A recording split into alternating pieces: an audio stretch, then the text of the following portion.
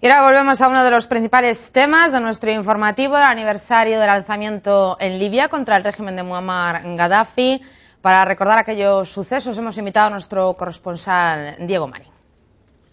Hola Diego, muchas gracias por tu colaboración. Tú estuviste en Libia en agosto pasado, justo cuando el Consejo Nacional de Transición intentaba marcar unas metas de aquella. ¿Qué dificultades había para conseguir un Estado democrático?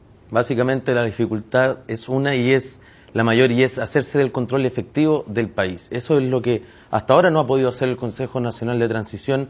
En Libia todavía están operando, son casi cerca de 120.000 rebeldes que continúan ahí operando con armas. Hay gente que no ha entregado las armas y le debe lealtad a prácticamente 300 milicias distintas. Hay gente que tiene diferentes intereses, hay personas que son partidarios de la aplicación de la Sharia de manera más profunda o más literal, de acuerdo a lo que indica el Corán, y hay gente que tiene un interés, por así decirlo, más laico. Y con ese escollo es el principal problema que ha debido enfrentar el Consejo Nacional de Transición, es hacer efectiva de manera real la autoridad que nominalmente tiene sobre Libia post-Gaddafi.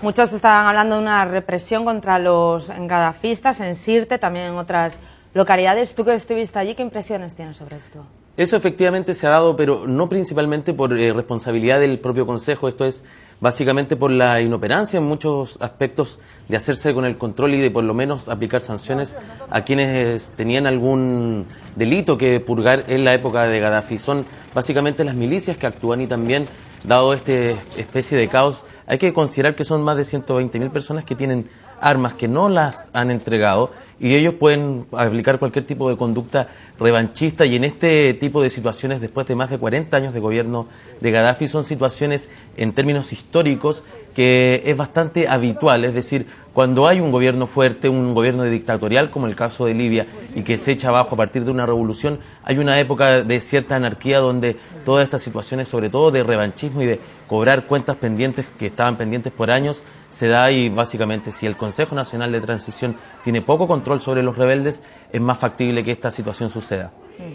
Diego, durante tu labor en Libia tuviste mucho contacto con los ciudadanos de a pie.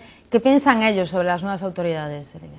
Ellos tenían básicamente la esperanza en expulsar a Gaddafi del poder, lo calificaban como un dictador. Nos costó muchísimo en ese periodo en que estuvimos en Libia encontrar personas que tuvieran alguna opinión favorable. Por supuesto que la gran mayoría de las personas, sobre todo en Trípoli, eran personas que expresaban su total descontento con la labor de Gaddafi, y era prácticamente el culpable de todos los males en ese país. Sin embargo, por supuesto que la realidad tiene matices, y el gobierno de Gaddafi habrá hecho algunas cosas buenas, por lo menos por eso estuvo más de 40 años en el poder sin que tuviera que enfrentar algún tipo de intentona por desestabilizar, su poder.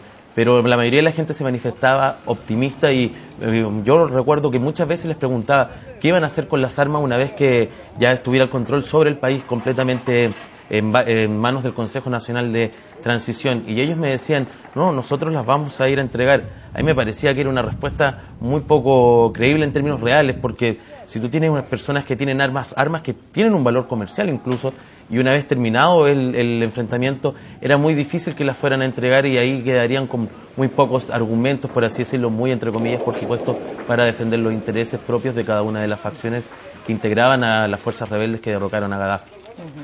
Una situación muy ambigua, sin duda, lo que está sucediendo ahora mismo en Libia. Muchas gracias, Diego, por tu trabajo en aquel día en este país y tus comentarios ahora mismo. Hemos recordado con nuestro corresponsal Diego Marín el estallido de la revuelta antigubernamental en Libia, que este viernes cumple su primer aniversario.